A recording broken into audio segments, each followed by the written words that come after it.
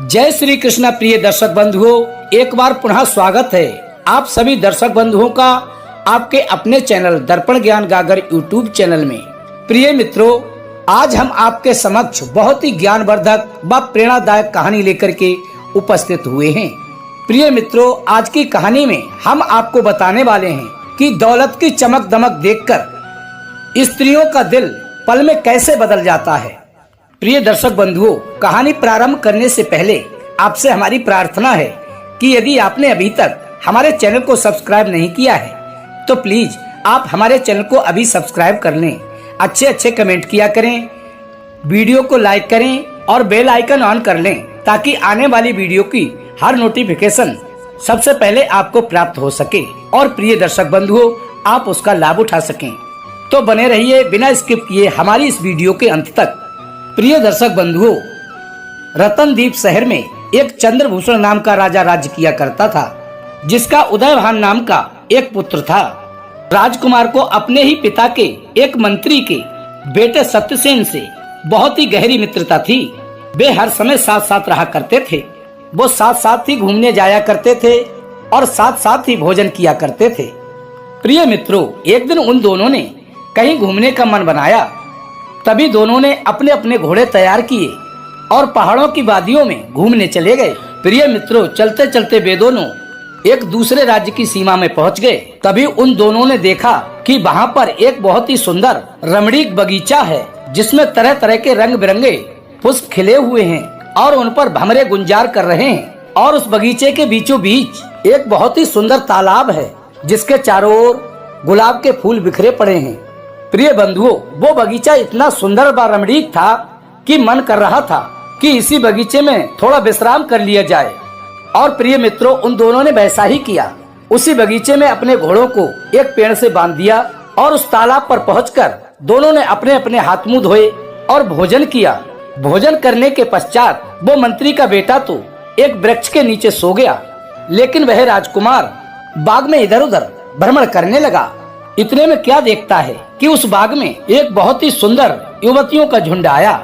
उन्हें देखकर ऐसा प्रतीत हो रहा था कि वहाँ के राजा की पुत्री और उसकी सहेलियां हों, जो सरोवर में स्नान करने आई थीं। प्रिय मित्रों, उन सुंदर युवतियों के बीच में एक बहुत ही सुंदर राजकुमारी थी, जिस पर राजकुमार उदयभानु की नजर पड़ी तो बस वह उसे देखता ही रह गया और उस पर फिदा हो गया। वो उसके रूप को देखकर मोहित हो गया।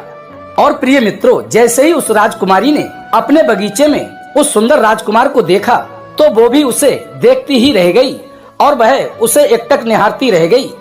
इतनी सखियां होने के कारण उसे उससे बात करने का मौका तो नहीं मिला, लेकिन उसने राजकुमार की ओर देखते हुए एक इशारा किया। उसने अपने जूड़े से एक कमल का फूल निकाला और उसे कान से लगाया, फिर दांतों से कुतरा, फिर अपनी छाती से लगाकर पैरों से दबा दिया और अपनी सखियों के साथ हंसी ठिठोली करते हुए अपने महल को लौट गई।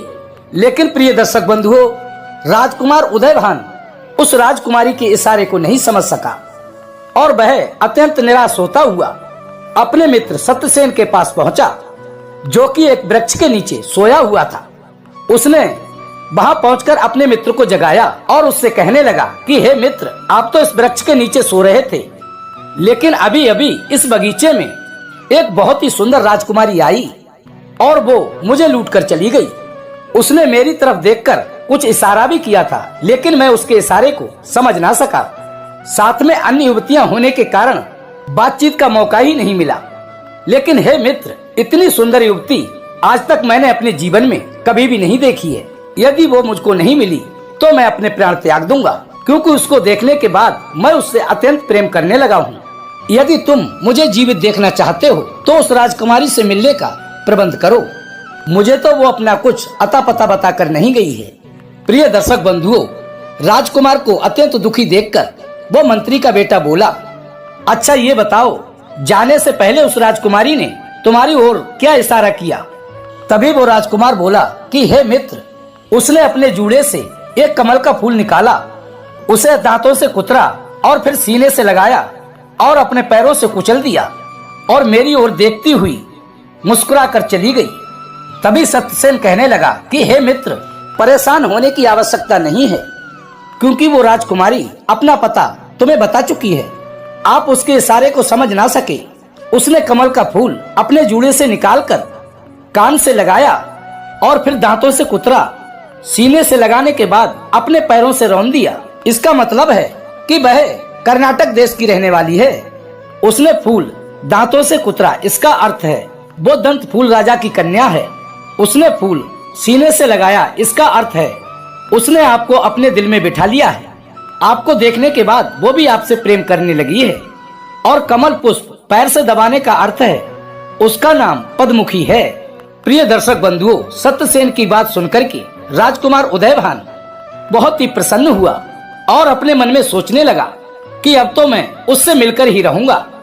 और वह राजकुमार अपने मित्र से कहने लगा कि हे मित्र, अब बिल्कुल भी देरी ना करो। अब तुम अतिशीघ्र उसके राज्य में चलो ताकि उससे मेरी मुलाकात हो सके। उसके बिना अब एक एक पल वर्षों के समान बीत रहा है। प्रिय दर्शक बंधुओं, अपने मित्र के मुख से इतनी बात सुनने के बाद राजकुमार और सेनापति का पुत्र अपने अपने घोड़ों पर सवार हुए और राजकुमारी पद्मुखी के नगर की ओर चल दिए। कई दिनों के बाद अपनी मंजिल तय करके वे दोनों अंततः राजकुमारी के शहर में पहुंच गए। उसी नगर में एक बुढ़िया अपने दरवाजे पर बैठी सूत काट रही थी। प्रिय बंधुओं, जैसे ही उन दोनों ने उस बुढ़िया को देखा तो उससे कहने लगे कि हे माँ जी, और एक शहर से दूसरे शहर जाकर व्यापार किया करते हैं, इसलिए हम कुछ दिनों के लिए आपके घर में रहने का ठिकाना चाहते हैं। प्रिय दर्शक बंधुओं, तभी वह बूढ़ी माता कहने लगी कि कोई बात नहीं बेटा, यदि तुम्हारे रुकने की कहीं व्यवस्था नहीं है, तुम दोनों जितने दिन चाहो उतने दिन मेरे यहाँ ठहर सकते हो, क्योंकि घर आया हुआ अतिथि भगवान के समान होता है। प्रिय दर्शक बंधुओं, उन दोनों की सकल सूरत देखकर उन बूढ़ी माँ के हृदय में ममता उमड़ पड़ी और बड़े प्रेम से वो अपने घर में अंदर उन दोनों को ले गई। प्रिय दर्शक बंधुओं, इस प्रकार वो मंत्री व राजा का बेटा उस बूढ़ी माँ के घर में ठहर गए। तभी राजकुमार ने पूछा कि हे बूढ़ी माँ, तुम्हारे घर में तुम्हारे अलावा और कौन कौन रहते हैं? तुम्हारी गुजर बसर कैसे होती है? तुम इसके अलावा और क्या काम करती हो?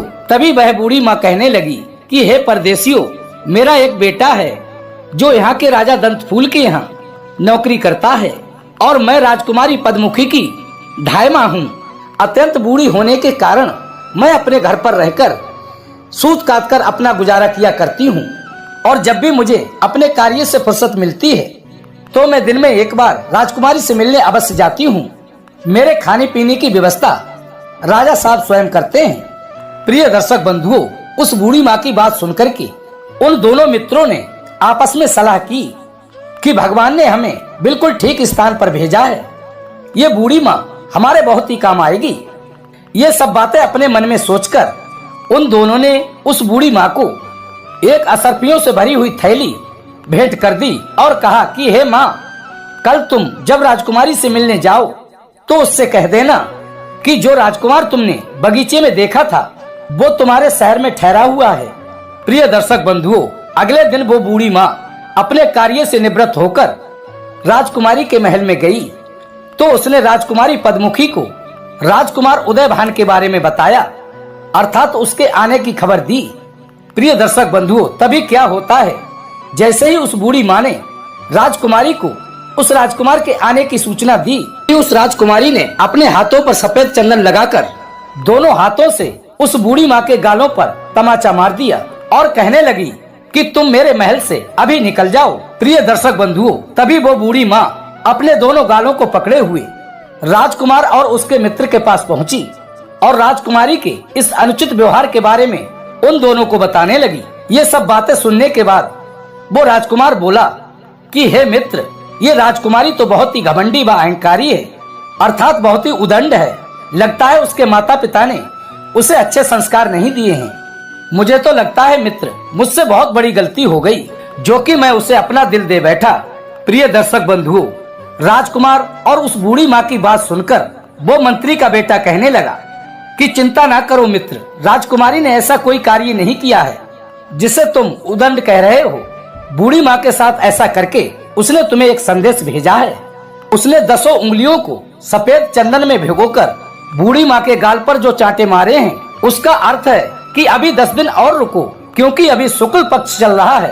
और प्रिय दर्शक बंधुओं, आप तो इस बात को भली भांति समझते हैं और जानते भी हैं कि शुक्ल पक्ष में चंद्रमा की रोशनी कितनी तेज होती है। शुक्ल पक्ष में रात्रि भी दिन की तरह प्रतीत होती है।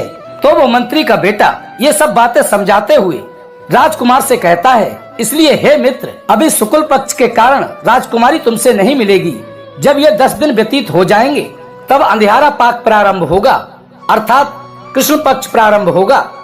तब तुम्हारी उस राजकुमारी से मुलाकात हो सकेगी। प्रिय दर्शक बंधुओं, ये सब बातें सुनने के बाद राजकुमार की जान में जान आ गई और वह कहने लगा कि हे मित्र, मैं तो घबरा ही गया। प्रिय दर्शक बंधुओं, दोनों मित्रों ने 10 दिन ठहर कर कृष्ण पक्ष प्रारंभ होने का इंतजार किया और जब 10 दिन व्यतीत हो गए तो उन्होंने एक असरपियों की थैली को निकाला और उस बूढ़ी माँ के हाथ पर रख दिया और उनको समझाते हुए बोले कि हे बूढ़ी माँ, तुम आज फिर उस राजकुमारी के पास जाओ और उससे हमसे मिलने के लिए बोलो।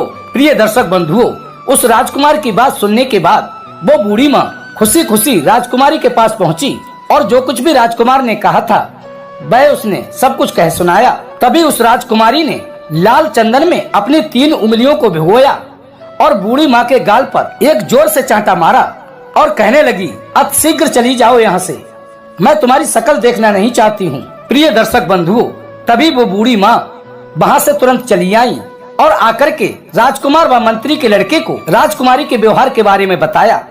बूढ़ी माँ की बात सुनकर के वो राजकुमार फिर से हैरान रह गया और कहने लगा कि हे मित्र, मुझे तो लगता है कि वो राजकुमारी वास्तव में ही संस्कारहीन है। तभी वह मंत्री का बेटा बोला कि नहीं मित्र, तुम उसके बर्ताव का गलत अर्थ निकाल लेते हो।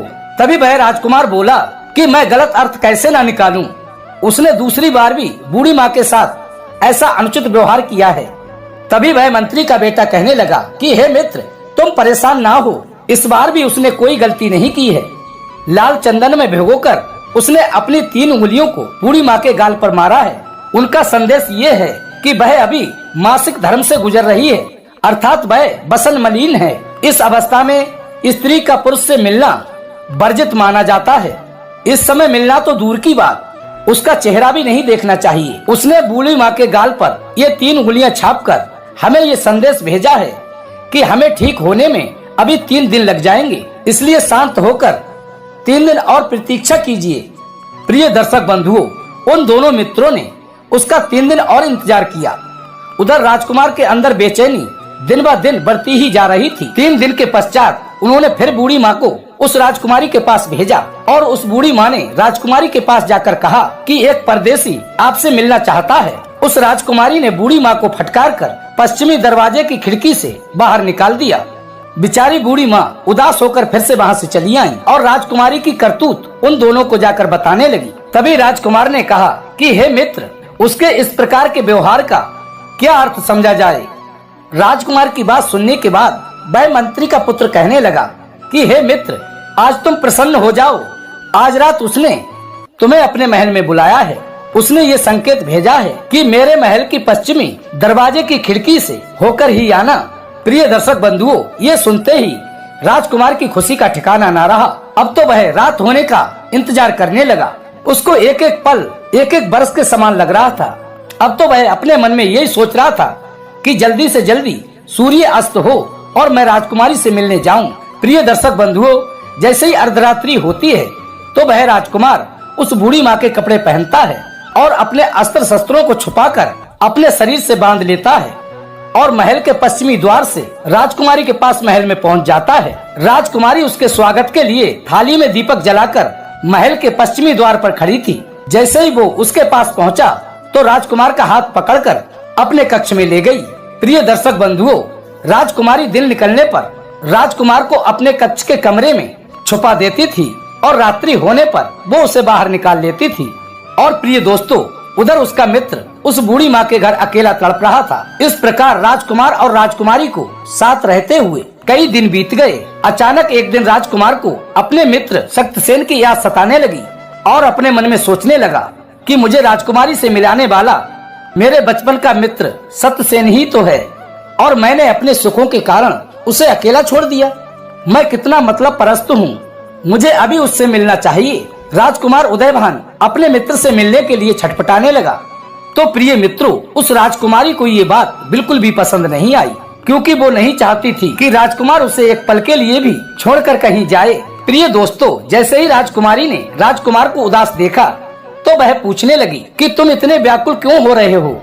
तभी राजकुमार बोला कि हे प्रिय, कि मैं दुनिया में हर एक चीज के बिना रह सकता हूँ, लेकिन मैं अपने प्रिय मित्र के बिना नहीं रह सकता। वो मेरे बचपन का मित्र है और मेरे हर एक दुख की घड़ी में कभी भी साथ नहीं छोड़ता। मेरे सगे भाई से बढ़कर भी वो मेरा ख्याल रखता है। प्रिय दर्शक बंधुओं, राजकुमार और उसके मित्र के बीच इतना अटूट प्रेम देखकर राजकुमारी अपने मन में सोचने लगी कि इसका कमीना दोस्त तो हमारे प्यार के बीच में रोड़ा बन रहा है। उसके होते हुए राजकुमार पूरी तरह से मेरा नहीं हो सकता।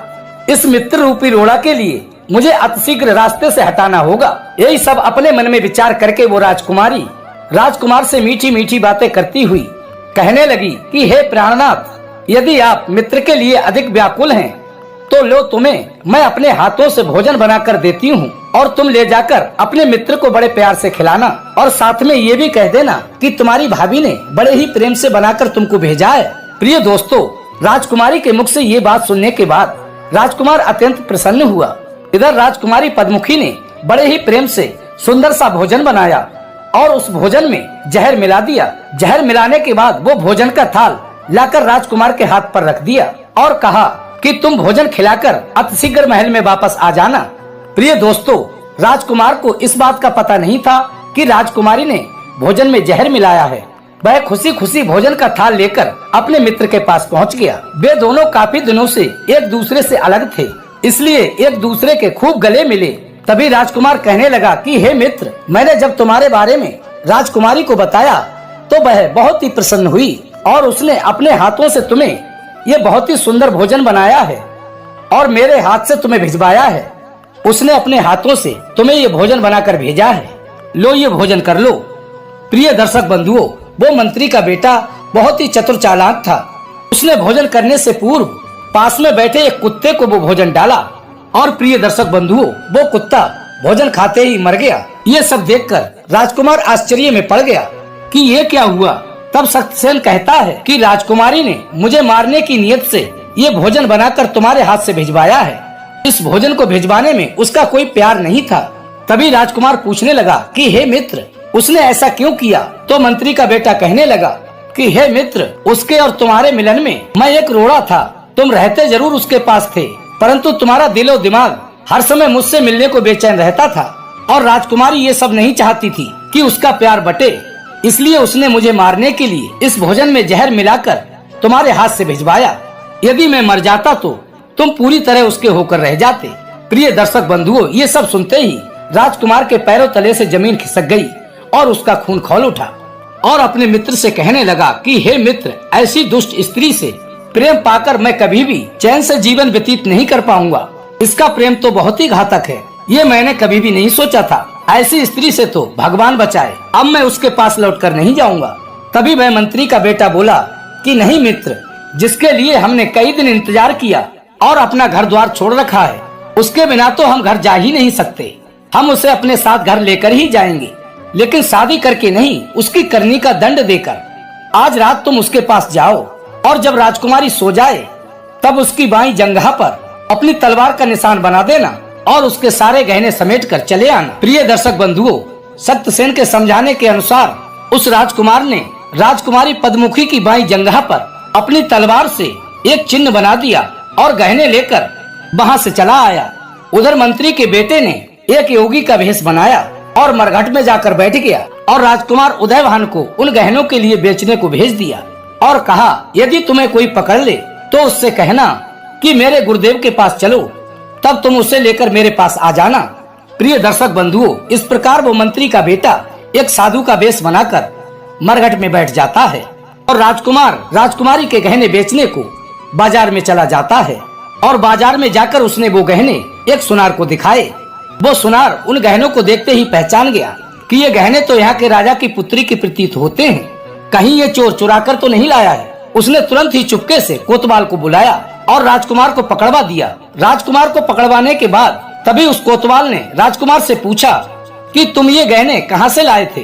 तो राजकुमार बोला कि ये गहने मुझे मेरे गुरु ने दिए हैं जो मरघट में धूनी रमाए बैठे हैं। प्रिय दर्शक बंधुओं, अब तो कोतवाल ने उस मंत्री के बेटे को भी पकड़वा लिया और राज दरबार में ले जाकर राजा के सामने पेश किया। तभी राजा ने पूछा कि हे साधु महाराज, ये गहने तुम कहाँ से लाए हो? तब योगी वेशधारी वो मंत्री का लड़का कहता है कि हे महाराज, मैं कई दिनों से मरघट में बैठा था और डंकिनी की उपासना कर रहा था और मेरी उपासना से प्रसन्न होकर कल डाकिनी मेरे पास आई तो मैंने उसके गहने उतार लिए और उसकी बाईं जंघा पर अपनी तलवार का निशान बना दिया। प्रिय दर्शक बंधुओं, गहनों को तो राजा पहचान ही चुका था कि ये गहने उसकी पुत्री के हैं। तभी उसे संदेह हुआ और वह तुरंत अपने महल में गया। उसने अपनी रानी से कहकर अपनी पुत्री पद्मुखी की बाईं जंघा दिखवाई तो उसकी बाईं जंघा पर तलवार का निशान मौजूद था। ये सब सुनकर के राजा को अत्यंत दुख हुआ कि उसकी बेटी एक डंकिनी है। वो चुपचाप उन्हीं योगी बाबा के पास आया और बोला कि हे महाराज, खोटी स्त्रियों के लिए शास्त्रों में क्या प्रायश्चित बताया गया है? तभी उस योगी ने जवाब दिया कि हे महाराज, यदि तुम अपने राज्य की और अपनी कुशलता चाहते हो तो अपनी बेटी को देश निकाला दे दो, क्योंकि कहते हैं ब्राह्मण, स्त्री, बालक, गाय अपने आश्रय में रहने वाले को कभी भी मृत्यु दंड नहीं देना चाहिए। इसलिए ठीक तो ये है कि आप अपनी बेटी को देश निकाला दे दो, वरना तुम्हारा सर्वनाश हो जाएगा। प्रिय दर्शक बंधुओं, तभी घबराकर उस राजा ने अपनी पुत्री को डोली में बिठाकर उसी दिन जंगल में छुड़वा दिया। राजकुमार उदयभान और वह मंत्री का पुत्र इसी ताक में थे। तभी वे दोनों जंगल में राजकुमारी के पास गए और राजकुमारी को अपने साथ लेकर के अपने नगर को लौट गए और बहुत ही सुख पूर्वक अपना जीवन व्यतीत करने लगे। तभी राजकुमार ने राजकुमारी से कहा कि हे प्रिय, तुमने विष मिला हुआ भोजन मेरे हाथ से मेरे ही मित्र को क्यों भिजवाया था? इसलिए हमने तुम्हें तुम्हारी करनी का दंड दिलवाया देश निकाला के रूप में।